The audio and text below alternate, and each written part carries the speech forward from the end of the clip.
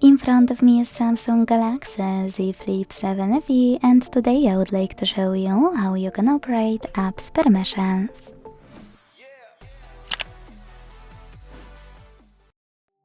Begin by opening Settings and scrolling down to click on Apps.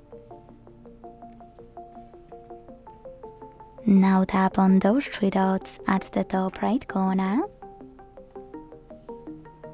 and select Permission Manager at the top.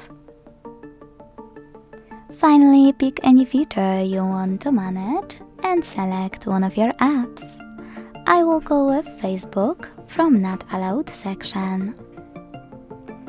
Then apply any of those options by clicking on the best one for you. In my case, allow or don't allow. And when you finished, go back.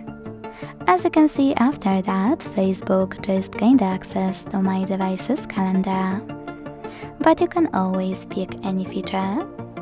Click on an app you wish to manage, and instead of tapping on one of those options, select See All Permissions here. Then manage all of those for a chosen app the same way. Thanks so much for watching. If you enjoyed this video, leave a like, comment and subscribe. Bye!